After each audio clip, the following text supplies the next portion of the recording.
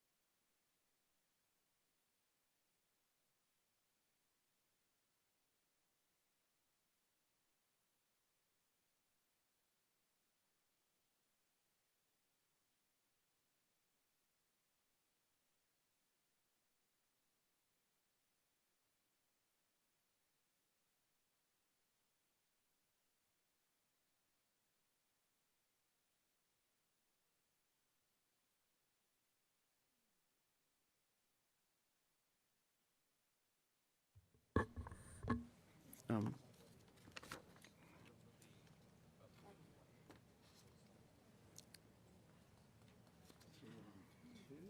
'92 we're on.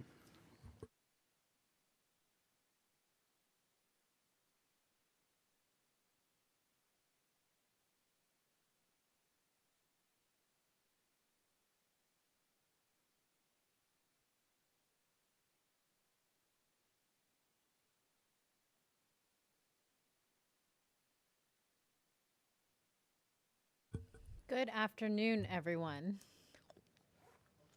We are going to get started once again. If staff would, actually, we're going to take cards first. We have 92. We're on 92 first, which is the Bloody Grant.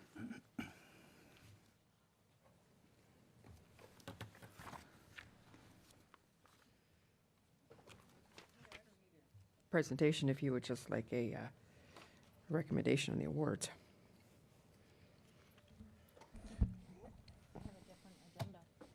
No, it's the bottom of D. D12. Got it.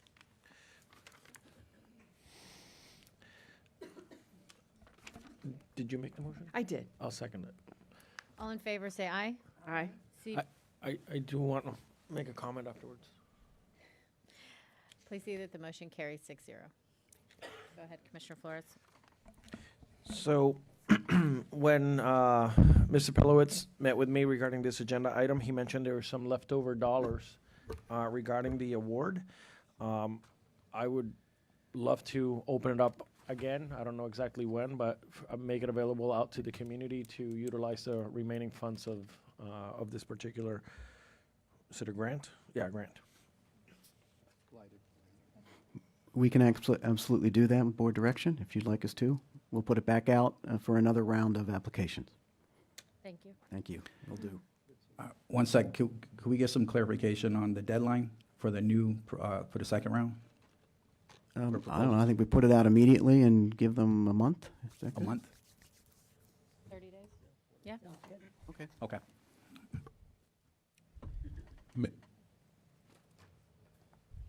Was there another question? Commissioner Powell?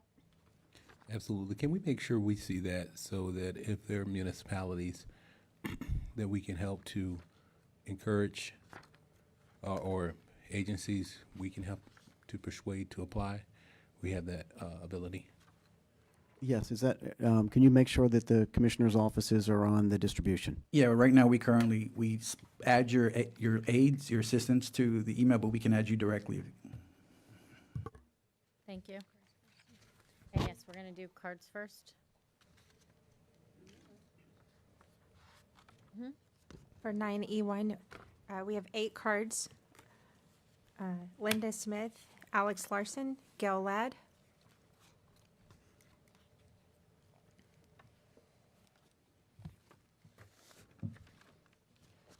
Good afternoon again. Linda Smith, still in Jupiter, Florida. Still with the Sierra Club Waxahachie Group, but I'm also representing the Sierra Club National, which is 3.5 million members and supporters. I'm discussing a Ms. Smith? national. Hold on one Could second. you hold on 1 second, please? I got a Thank green you. light. Go ahead. Okay, I'm still Linda Smith, and I'm still from Jupiter, and I'm representing Sierra Club, and specifically Sierra Club National's policy of 3.5 million members and supporters, and they are against incineration. But they also understand landfilling is not the end-all solution. So what is the problem? I think you guys are solving for the wrong problem.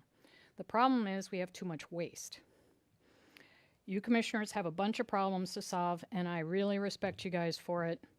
You serve as commissioners, and then you serve on this board, and my God, your calendars are all exploding. You are familiar with the expression, you can have it fast, you can have it soon, you can have it cheap. But you can only get 2 out of those 3 things at one time. An incinerator gets it to you relatively soon, 2034. And you are proposing the state-of-the-art technology, and I appreciate you for that. But it ain't cheap. To discuss clearing the air about waste to energy, and I believe this came out of the Solid Waste Authority, but to be honest, I'm not sure. A couple of points about debunking the myths and misconceptions. Landfill with projected life expectancy through 2057. That is a problem. That probably keeps you up at night. That assumes we do nothing but continue down the same path. And if you sign a contract with the incinerator as a put or pay clause, then you might be right, because there's no incentive to reduce waste. Because if you reduce waste, you have to pay more for them to do nothing. Landfill space is scarce. If the sugar mine out in the agricultural area is 8,600 acres can be taken out of agriculture, surely we can find 330 acres not near the Everglades Reservoir. And, you know, I think sending the waste to Okeechobee is an option. There will be an increase in cost. It's a little bit further, but 1.5 billion over the proposed lifespan of this incinerator, which is, and I'm going to get the number wrong, 40 years, plus or minus? And I'll let you correct me. The authority diverts 80% of waste as recycled or converted to electricity. As a previous lead consultant, I know that the United States Green Building Council does not consider incineration as a renewable energy source or recycling, except if it's outside the USA and for projects that have insufficient recycling infrastructure. We're still in the USA, and you can't say you do a good job recycling and still count it as recycling waste. Thank you, Ms. Smith. Sorry.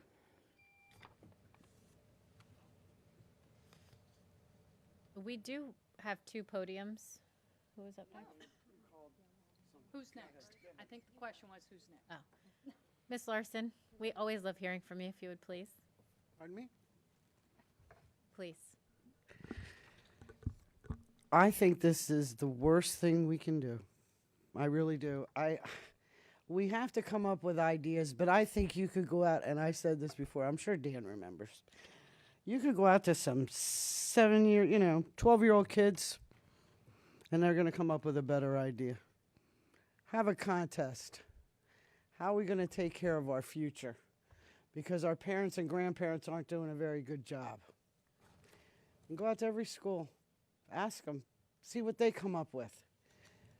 I've always admired children because they don't know how to lie, and they just say what's on their mind. So I think you could do that. I think you could go out to every school in this county, maybe every school in the United States, and ask the kids, what do you want your future to be?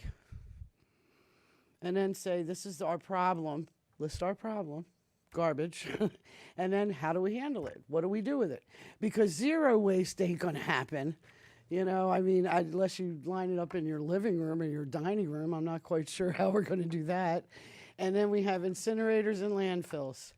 And it's always amazing. A friend of mine came down from Tallahassee during the last incinerator discussion years ago. And it was so funny because when he drove south, he goes, what is that smell?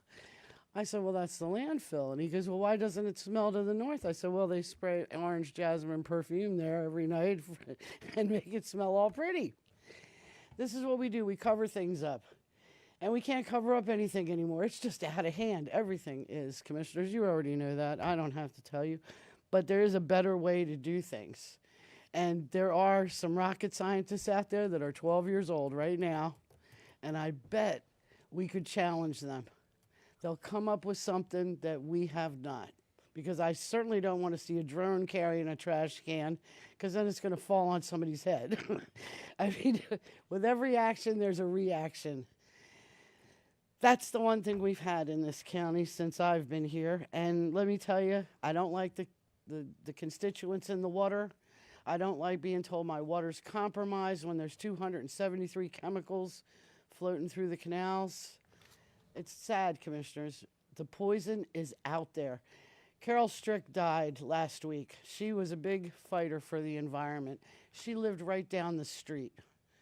She got pneumonia and died.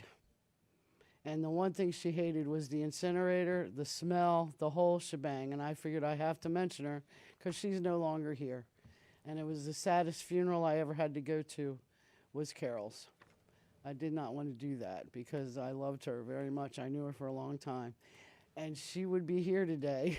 She is here today because I'm talking for her. And she would tell you, don't do the incinerator. And I think everybody would tell you the same thing. Send out a card and ask your constituents. Thank you, Ms. Larson. One sec. Let's make sure the mic is on. Aha. Okay. Thank you. Good afternoon. My name is Gail Ladd from Jupiter, Florida.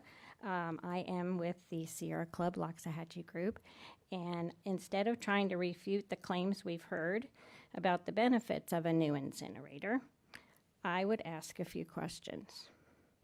If you lived in the vicinity of the incinerator or within 2.5 miles of the proposed location, as many people of color do, would you be in favor of the new incinerator? If you put this issue to a vote, would you be in favor of spending a minimum of $1.5 billion with a B added to your expenses, even if it's only maybe $20 or more? Would you be willing to take the chance that our environmental regulations will really keep us safe when we have leaders now trying to dismantle the EPA? Would you be willing to try to clean up our air by promoting commercial composting, recycling, reducing our waste? Many condominiums do not even encourage recycling. Would you listen to environmental groups like us in the Sierra Club and Beyond Burning, who point out the possible dangers?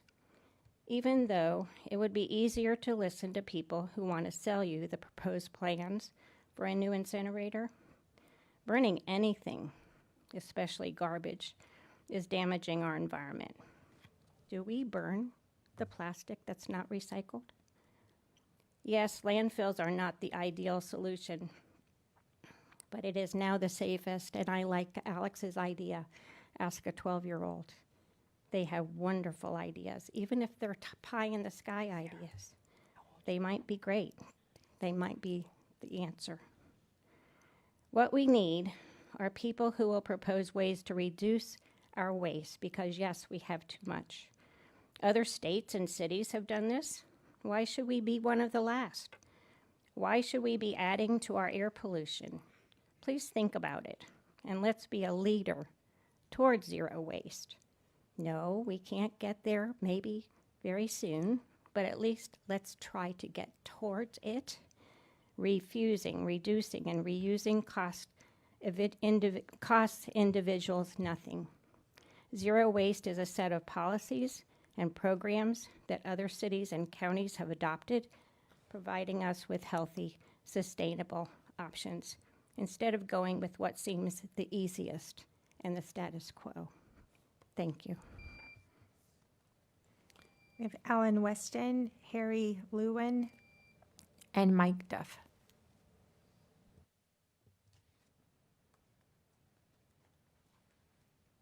And one last time, I'm going to announce that we have a set of, it looks like rental Jeep keys, if anyone left them up front earlier. Oh. What kind of Jeep? Of course, that burns gas, that makes pollution. Maybe we should stop it. Good afternoon. I'm Alan Weston. I'm the president of the Iron Horse Property Owners Association. I've lived in Iron Horse for 12 years and I've been president for 5. I appreciate the Solid Waste Authority taking the time to meet with myself and several of our board members this past Wednesday to discuss the Palm Beach County Solid Waste Authority's planned REF1R project and its impacts on the Iron Horse community. On behalf of the Iron Horse Property Owners Association, I want to express our community's request that the SWA board approve the proposed REF1 incinerator project to be built at the existing location of REF1 facility at the upcoming board meeting. The Solid Waste Authority has a long-standing record of managing waste responsibly, and the REF1R project represents an important step in maintaining reliable, efficient, and environmentally responsible waste management services for the Palm Beach County residents. We believe replacing the aging REF1 with a modern facility at the same site will minimize disruption, maintain continuity, and ensure the continued use of proven infrastructure for our community in Palm Beach County. Additionally, our association strongly supports the continuation of the policy that restricts waste processing to materials generated solely within Palm Beach County. This policy is vital in ensuring that our community's waste is dedicated to serving county residents and businesses without being burdened by out-of-county waste. The Iron Horse Property Owners Association appreciates the Solid Waste Authority commitment to sustainable efficiency and protecting the quality of life in Palm Beach County. We respectfully urge your continued support and approve the REF1 incinerator project under the conditions outlined above.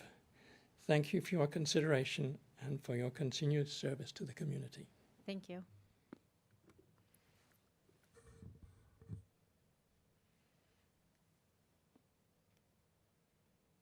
Good morning. By way of introduction, my name is Harry Lewin. I've been a resident homeowner in Iron Horse since March 2020, and I serve as a director of the board and secretary of the Iron Horse Property Owners Association.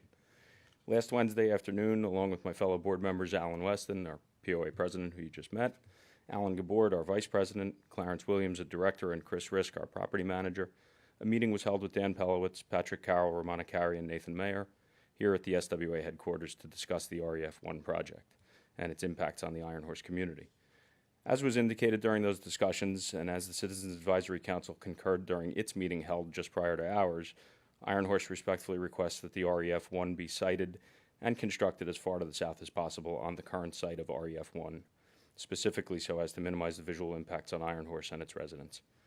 Equally, if not even more importantly, following those same discussions, Iron Horse also recognizes and appreciates that the authority has acknowledged it will do everything possible to eliminate any disruption to Iron Horse and its residents during the course of its project, whether that disruption comes in the form of any additional noise or nuisance resulting from the demolition and construction itself, any additional traffic along Jog Road in and out of the authority's facilities, any elevated levels of noxious odors emanating from the facility's operations, including but not limited to the increased amount of landfilling required while REF1 is offline.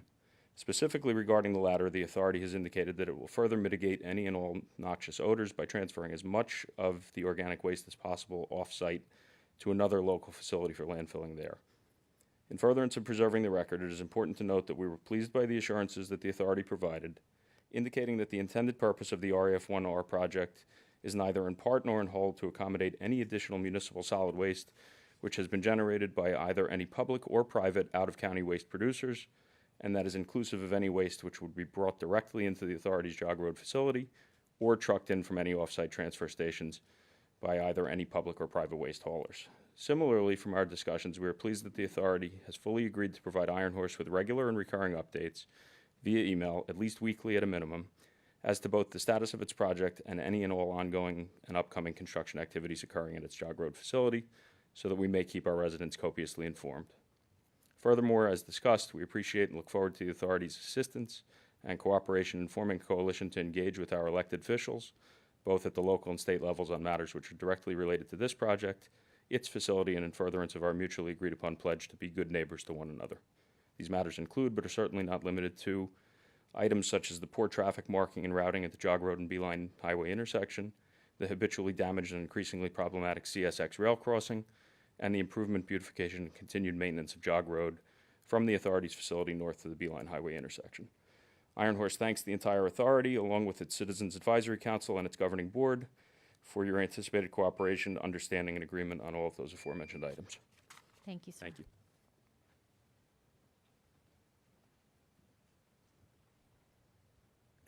Good afternoon, Mike Duff, Senior Director of Business Development for ReWorld Corporation, formerly Covanta. We're the national leader in sustainable waste solutions, and in our portfolio, we operate and maintain 33 waste energy facilities across the nation.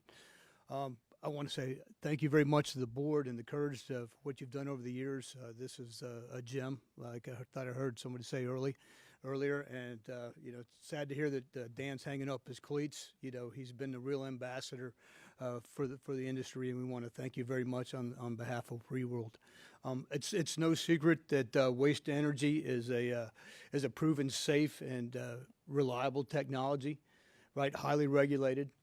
It certainly helps in recycling and landfill diversions. It's no secret, right? And what happens with the materials that can't be recycled, we're able to process those and turn those into renewable energy. A couple of things that that I've noticed with what you have done, and in all transparency as an authority, has really educated the public and the board. It's a testament to your professionalism.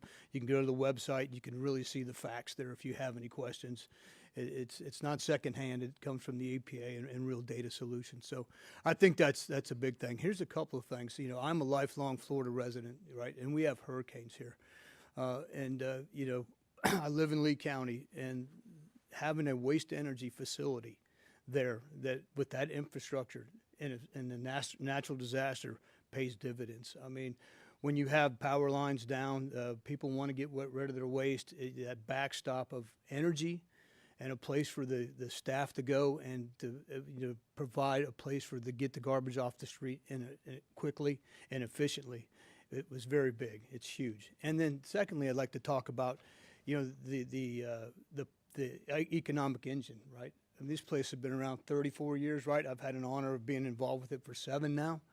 We have over 200 people that work at this site, right, with deep roots in this community and make a difference day in and day out. And that's something big. And I want to make sure we take that into consideration, that you know, the economic engine, not just the tax revenues, but the infrastructure and the folks that do something that very little people in the county of Palm Beach know about. So I want to say thank you very much on behalf of Reworld. We have John McBurney and Ashley Kate.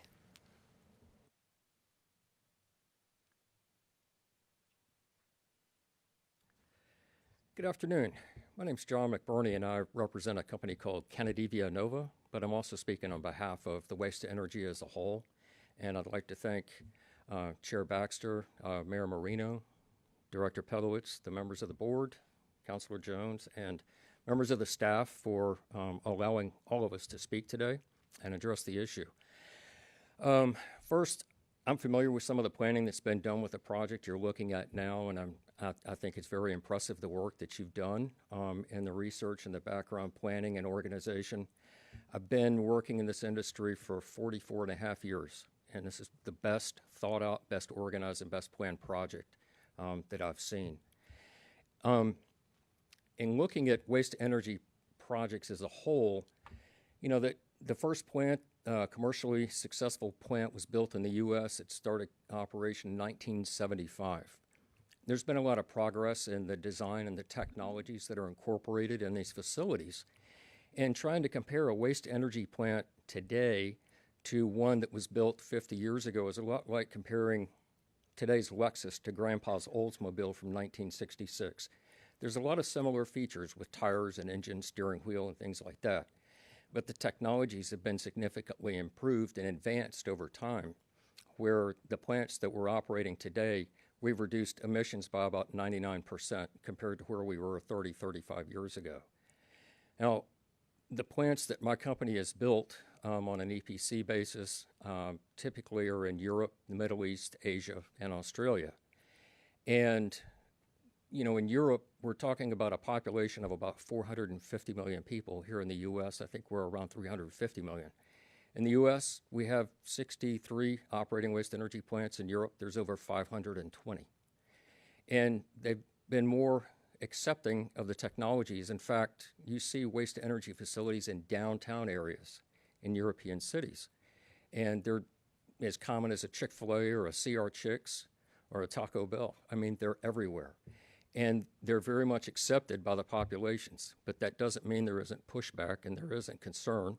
And, you know, in a lot of meetings, just like this one, people come forward and express their worry. If you look on the SWA website, you'll see copies of reports that have been done looking at the safety and environmental friendliness of these facilities in Europe and other countries. And you'll see time and time again, people are looking for a problem with these plants, but they can never draw one-to-one correspondence between living near a waste energy plant and adverse impacts on human health. So you've got that benefit, and also the aesthetics of the plants that we're building today are so much better. You know, again, they're in city centers and very much accepted by the community. Thank you.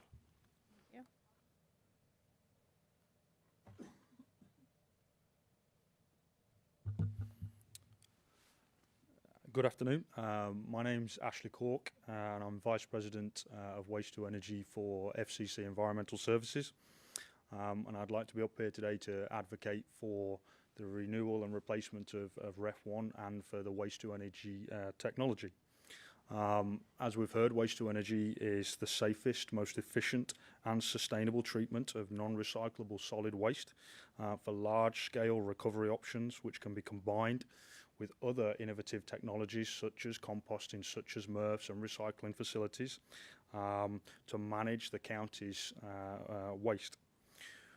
Without the renewal of REF 1, that's going to put around about 800,000 tonnes into landfill, to which is a finite solution. Landfill has a finite life, one of which takes up large portions of land, which cannot then be reutilised without great cost and expense. In our experience, we have facilities which are over 50 years old globally, and with the correct science and engineering, these facilities can be an infinite resource recovery. And with that, they can have innovative solutions whereby we can increase the level of diligence on emissions that are produced from the facilities. Waste to energy provides us an ability to look towards a circular economy. So a lot of people do not realize how a waste to energy can do that. We have a resource that is collected by haulers at the households. That waste has an energy content in it. That energy content is transferred and turned into electrical energy. We can then charge the vehicles that are collecting the waste with that. We can then use that for the communities, for projects that then go and collect the waste from their house, creating a little circular economy from that waste to energy, which benefits the community in terms of the vehicles that are being used for the collections. They're quiet, they're environmentally friendly. I think I just wanted to end on a real world example which sort of talks around the emissions of a waste to energy. One of the comparisons I've used is fireworks. Fireworks are deemed safe for the public. We use them often, probably sometimes on a monthly basis in our gardens, in communities. Those fireworks produce the same emissions that come from a waste to energy facility. They are safe for the public to use. Now, for an example, the London firework display on New Year's Eve would take a waste to energy facility 12 years to produce those same emissions that are deemed safe for the public. I just wanted to end on that. So thank you very much. Thank you. That was the last card.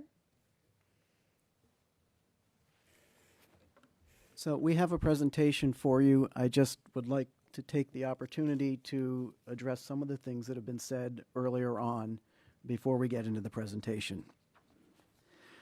The first thing I want to note is that, and we have the evidence on our website, there is absolutely zero evidence that these waste energy plants or any other plants have had any negative impact on public health. These modern plants are very safe. They're highly regulated. You'll often hear comparisons to industrial sources. The important thing to note when you hear someone comparing a waste energy facility to other industrial sources is industrial sources are only a small subset of the sources of pollution. The industrial sources are the large regulated sources. In Palm Beach County, we're not an industrial county. So when you look at industrial sources in Palm Beach County, you're looking at us, of course. You're looking at the 2 FPL facilities. You're looking at probably the Okie Lana cogeneration plant. And that's about it.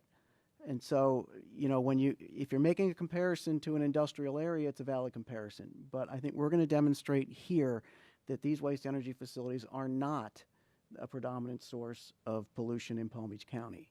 And I do want to echo a little bit as to what was said about fireworks. Most people don't realize, but a small wildfire will put out more particulate into the air than Ref 2 will do in a year. And so we take things for granted that about waste energy when you look at it and say it's got to stack, so it's got to be the significant producer. The reality is when a field is burning, it's uncontrolled emissions, and so we're going to show you some evidence on that. And the other thing I want to talk about a little bit is about this concept of landfilling.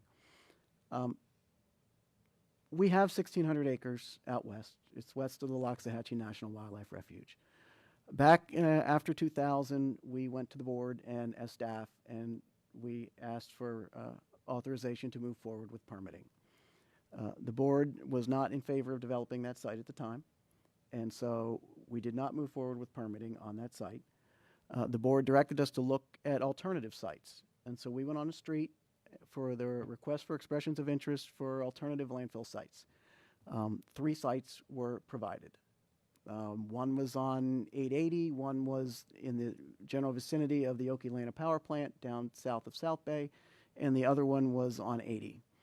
All 3 sites were viable. We did fatal flaw analysis on them. They all could have been developed, but the community, the environmental community, the federal entities, whether it was the Fish and Wildlife Service or the Loxahatchee Refuge folks, Corps of Engineer, all the environmental groups, including the Sierra Club locally, were opposed to putting a landfill out in the Everglades agricultural area. As a result of that, the board made the decision, directed staff to accelerate the development of the expansion of waste energy in Palm Beach County. And that resulted in the development of Renewable Energy Facility number 2. They asked us to accelerate it. We were able to accelerate it from 2017 to 2015 to get that capacity online. That ultimately extended the life of our landfill beyond 2030 out to right now is 2057. And if we continue down this path with the new facility, we're likely going to be beyond 2060. So our objective is and has always been to preserve the valuable landfill space we have. Back to landfill. There was no one who supported a landfill out west. There was only one group that opposed REF 2. That was the Sierra Club. Sierra Club was the only group that opposed the landfill and opposed the waste energy plant, which leads you to the question is, then what do you do? That's the question. And so we have been advocates of waste energy here in Palm Beach County for a very long time. We have a long track record of operating these facilities safely and effectively and cost effectively, by the way. Our rates are very stable and very low. And so going into this presentation, I just wanted to cover a couple of those things that came to mind when listening to others. But with that, I'm going to turn it over to Romana. All right. Good afternoon, Madam Chair, Mayor, and members of the board. So this is a continuation of the workshop from last October. So what I have on the agenda today is to provide you a recap of the decisions made at the last meeting and the activities that we undertook since then, and also provide an update on the site considerations. And finally, we'll close out with the cost summary and financial assessment rates and what's here before the board for your decision. So this is a recap of the board decisions from last October. As you can see, we presented 3 sites in here to the north, and the REF 1 site, and also one to the south. And the board directed us to look at the north site and come back and report with any fatal flaw analysis and if there are any issues there. And what the board also did at that meeting is to take the southern option off the table because it's too constrained and the site is too tight, and in expanding that would encroach the site into the conservation area. So that the decision was made to remove that. And what the board also asked us to do is to look at extending the life of REF 1 by 5 years. Remember, REF 1's operating contract expires in 29, so we were asked to look at that, and we have an analysis that shows what it takes. And the board was also not supportive of landfilling or exporting waste permanently, and also asked us to look at the assessment rates and smooth out the rates. There are a couple of spikes in the 2030s, early 2030s, and we did that. And also directed us to look at making the existing REF 1 site available for any future use. So the benefits of waste energy. Waste energy reduces the volume of waste by up to 90%, which means it preserves the landfill capacity, so we don't have to site a new landfill in the near future. And waste to energy facilities also recover aggregates and metals, which would otherwise be entombed in the landfill. We cannot recover once it goes to the landfill. Excuse me, Romana, do you have the slide deck working? It's not advancing. It's on his, but not up there.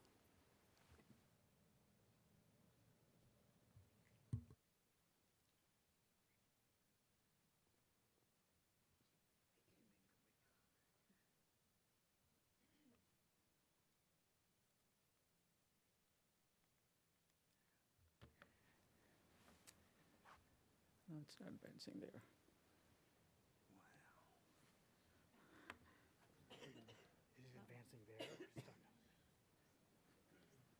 So it's Close it down and reopen it. That's going to be the best option. Can you? Yeah. All right.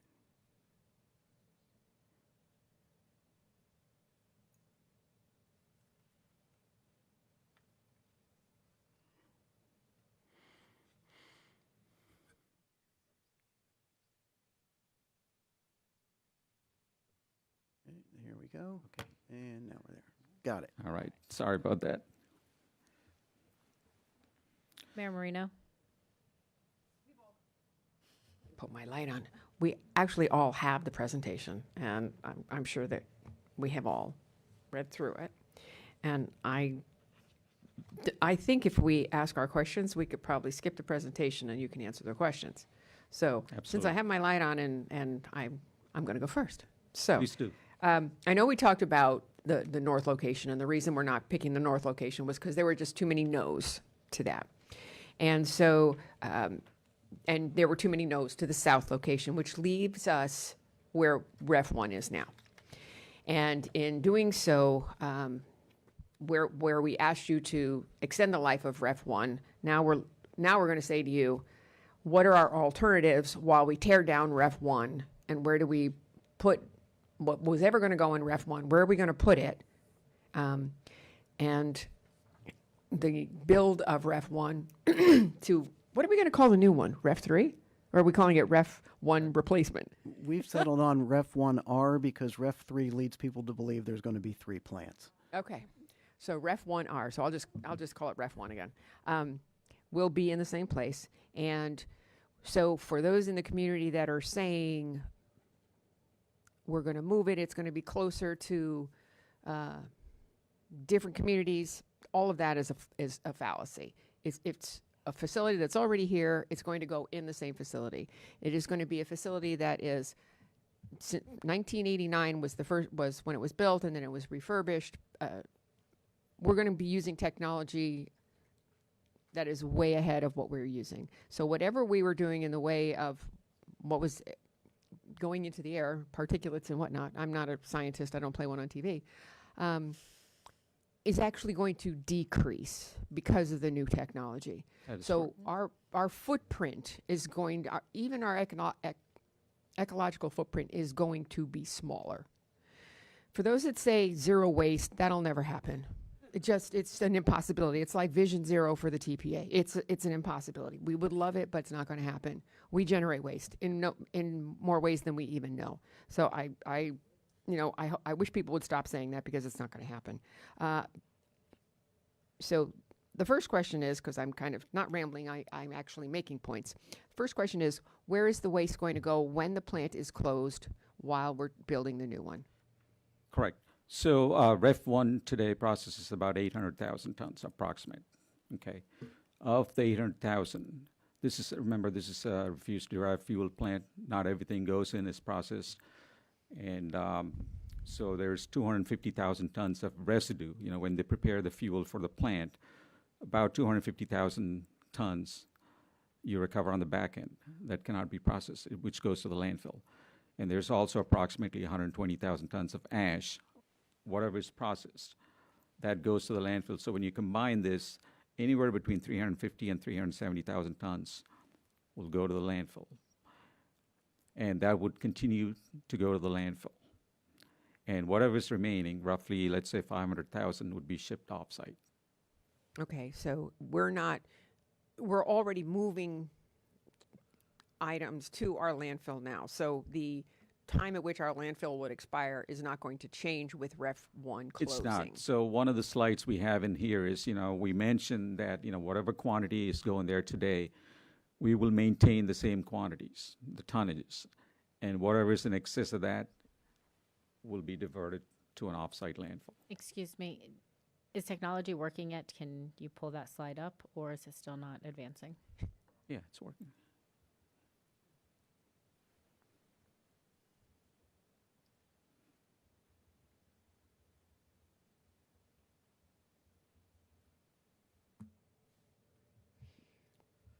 So this is a capacity model that we did, which kind of helps, where we go with the planning. So the landfill was permitted to have about 53 million cubic yards of capacity. To date, we've depleted about 28 million cubic yards. So what's remaining is 25 million in the landfill. So this is the total waste in Palm Beach County as it sits today, about 1.5 million tons of garbage and about 500,000 tons of vegetation. And Ref 2 has 1 million tons capacity. And Ref 1 has about 800,000 tons capacity. So if we extend the O&M contract the depletion date is 2034. And if we add 1 million tons per year capacity starting in 2034, which is Ref 1R, the landfill depletion happens in 2064. So you would ship everything offsite in 2064. Okay, in the meantime, what's landfill here is this thin slice right there, and it starts in the year about 2042. And that's what's landfill onsite. And this model shows what if it doesn't, right? It's 1 million ton capacity here for Ref 2. Ref 1 capacity ends in 29. And then we'll be landfilling all this. And that's roughly about 500,000 tons a year. And then when that happens, the depletion is 2044. So you can see from here, you know, you lose 20 years of landfill capacity. Okay. And how we model this, let me.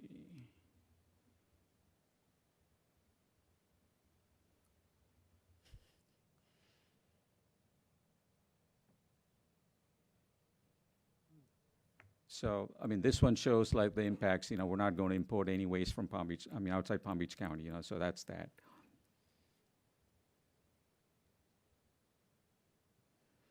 Okay, this is the slide that shows the diversion, 5 years. And the cost in here is based on 500,000 tons going outside Palm Beach County and about 300,000 tons to our landfill. Right, you'll see in the bottom right there, the 270 million was the Yep. cost of export. Yep. Now since you're on the construction slide, how does this get paid for? Because there's lots of rumors out there, and I'd really like clarification on how this will get paid for. Okay. No, we've done a financial analysis, you know, Dan's available to present that. So flip to the, let's start at the debt service slide. So this is our existing debt service that we have on the books right now.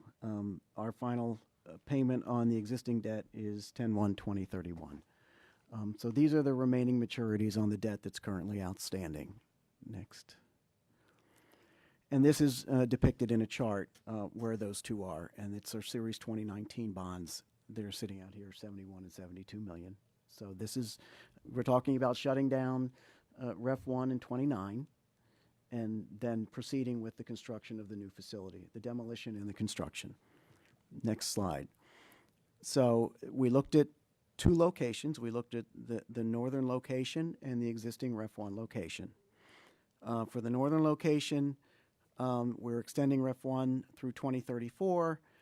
You've got capital costs, bond proceeds of $1.54 billion. I'm using 3.5% interest right now for tax-exempt debt. If it went up 0.5%, that'd be another $5 million a year in debt service. Single-family assessment rate in 2035 is about $263. The annual debt service about $108 million, and debt service coverage would be in excess of 1.5. The rating agencies like our debt service coverage to be over 1.3. So that's basically the ratio of net revenue to debt service. So the debt service coverage is healthy. Next. This shows you on the northern location, and we're going to go to the other location too. This shows you the rate projections into the future if we build this facility on the northern location.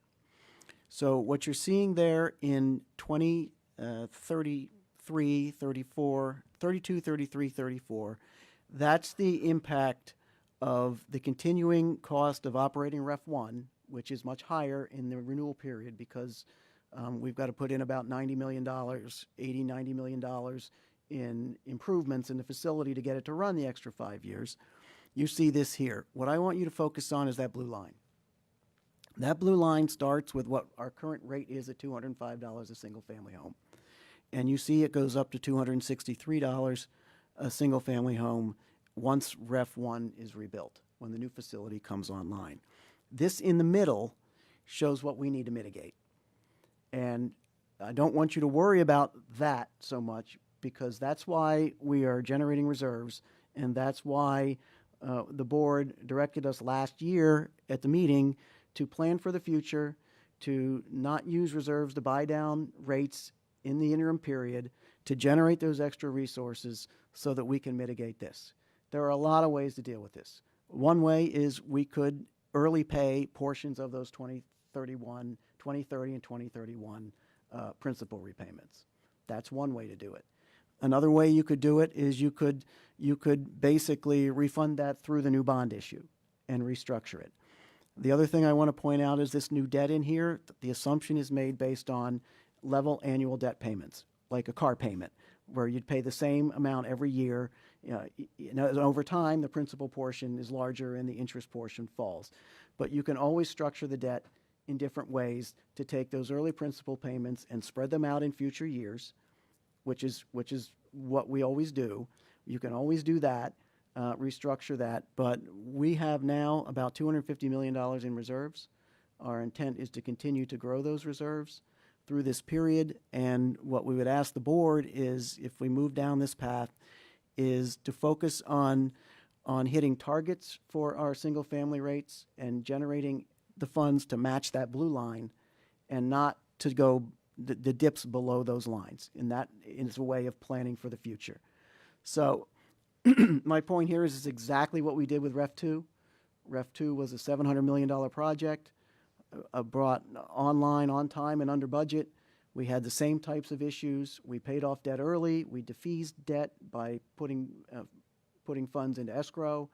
And then we worked with our underwriter in structuring the new debt to wrap around the existing without creating any significant rate spikes. So these rates, if you look at them long-term, remain below what they would be if we just increased our rates at the rate of inflation every year going back a long time. And so this is something that's easily managed. We have a great reputation in the debt market. Institutions, insurance companies, mutual funds, all of those are interested in. I have no doubt that if we continue on the path we're on, that we should have no issue issuing those bonds in future years. Why don't we flip to the other site, the other location? Real quick, Dan. Yes. Commissioner Flores has a question. Yes, sir. Can you finish this presentation regarding the sites, and then I'll ask my questions? Is that okay? Oh, sure. So with the existing REF 1 site on the existing location, REF 1 would have to be shut down in 2029. The plan, like Ramona said, is to landfill some of that waste here on this landfill, basically the equivalent to what we would have landfilled anyhow with the residues, and then to ship the balance to a private landfill outside the county. Obviously, that could be the Okeechobee landfill, or it could be the Jed landfill potentially up in St. Cloud. We would put that on the street, get the best prices, and then for a 5-year period, that's the way it would be managed. We can determine which waste. We can maximize the shipment of the putrescible, the garbage, off-site, so that what we're putting in the landfill is less organic. So we have the ability to do that. And this is what we're looking at, the diversion of 500 to 600,000 tons per year, and that's where that cost comes in. Capital cost, a little bit less, $1.46 billion, based on this assumption. Keeping in mind, this assumes a 3,000 ton a day facility. The sizing decision is still to come, ultimately. That's the largest it would be. So it's possible that we may come back at something smaller than that, something between 2,000 and 3,000 tons a day, balanced to what our future needs are.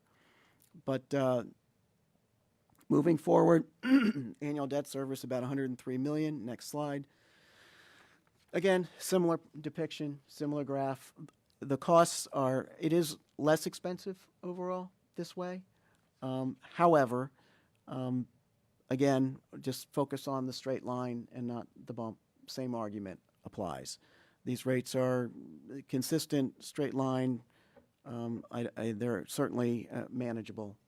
Obviously, that's up to your discretion as to what you believe is acceptable.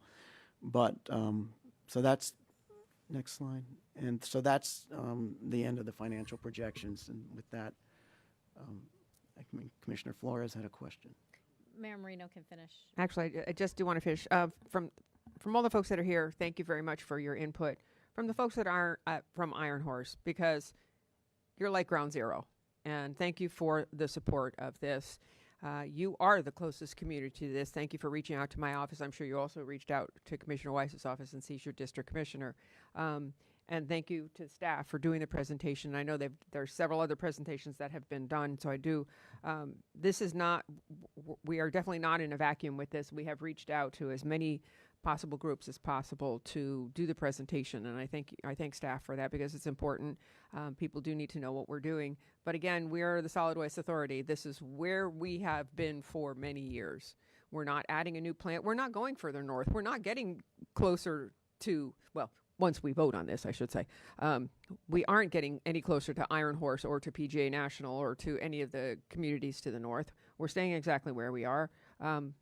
We were here first. We were here first, and folks built around us. So we can't say that we are the problem. We were here first. We have been good stewards of the land around us. We have been good stewards of the environmental land around us. We have some fabulous parks right around the area. So, I believe that will continue to happen because that's who we are. So I'm not going to make the motion, but I will support it because I'm sure we have other commissioners. I'll be happy to make the motion later, but Commissioner Flores has some questions. I'm good. Thank you. So, thank you for the presentation. Thank you for the information. Thank you for spending time with me, for educating me and catching me up to speed. It's a lot of information. And this is sort of where I stand. I am in favor of doing REF 1R, keeping it in the current location, trying to work with our neighbors. I echo the sentiments of Mayor Marino. I think we have been good stewards. We have done right by the community. And when we say that, we also have to take a look at it's our waste, it's our problem. I am not a fan of shipping waste outside of the county. I think it's up to us to clean up after ourselves. It shouldn't be anybody else's problem. While we're going through this transition, do we have to do that? Yes, I don't mind doing it for a time period. But I think thereafter, we have to figure out a way of doing that. So I guess part of my comments, and this is a conversation I had with Mr. Pelowitz, is that we have to also find a way of either extending the lifetime of our landfill, I should say, or acquiring more so that future boards, more land, I should say land, so that future boards have locations that could fit the parameters later on in time. Because I think future boards, not us today, will have to make a decision because 2057, it's a little further out there, but as we continue to moving forward, land is going to become harder and harder to acquire. So I think it's up to us to also, as we move forward, start identifying properties that would work with the surrounding neighborhoods to have in sort of stock so the future boards can look at mitigating what this void is going to be, because these two are only going to be able to handle a certain capacity, and then after that we have to do landfill. Unless we build another one of these, which I don't think the community is going to be too excited about. But we have to get creative, and I think it behooves us to start identifying other locations that would work better with our surrounding neighborhoods in the county. But I think we should leave that for future boards to also have sites already in stock or inventory for us so that they can make that decision later on in time. But I am in favor of REF 1R, current location. Thank you. Commissioner Woodward. Thank you, Madam Chair. I agree with moving from the northern side, which is what I believe last time we had this discussion, we chose that one, and then I think you were meant to do sort of some due diligence. I was wondering if you could just give a high-level overview for any of those watching why we're moving from the northern side to the existing one, just for public knowledge. Sure, I can probably do that pretty quickly. So we looked at we looked at some preliminarily looked at the permitting effort that would be required and some other things. In order to make the northern site work, one of the things we would have to do, excuse me, is fill in a lake on the property. That's going to take at approximately 850,000 cubic yards of fill at a cost of about $60 million to do that. But that's not the real issue. The real issue has to do with the schedule concerns. That requires a permit from the Army Corps of Engineers, which can take more than 2 years to obtain. And there's no guarantee until they have a full application and the full ability to review it that you're actually going to get that permit. So that uncertainty is one issue, and one of the bigger issues. This site here, this slide here, and I'll let Romana go through it, kind of identifies in red the significant schedule issues required. What we basically determined based upon looking at all of this and in consideration of the visual impacts on Iron Horse is that the best location to put this facility is really the existing Ref 1 site. And while we had originally tried to avoid being down for 5 years and to have a more seamless transition, it appears that the path to the greatest path to success on this project is on the existing Ref 1 site, based upon these issues related to permitting and the fact that the cost for the northern location, that being one of the issues, has escalated somewhat from what we originally anticipated. Okay, thank you for that. I just wanted to say that I do, and thank you for Iron Horse meeting with and coming out in support of us moving to, or doing it at the existing site, Ref 1R. I like that. So with that, I would support the motion that moves forward. And there's more questions. Commissioner Weiss. Thank you. So, the folks in Iron Horse, thank you for being here. Thank you for taking the time to look at this proposal, and appreciate your input in the letter that you all sent. So thank you for that. As your district commissioner, it's an honor to be able to serve you. Your input was invaluable in this. And I will point out, you are the closest residential area. By the roadways, you're a half a mile, but as crow flies or whatever flying apparatus, you're probably about a third of a mile from this facility. So it has potentially the biggest impact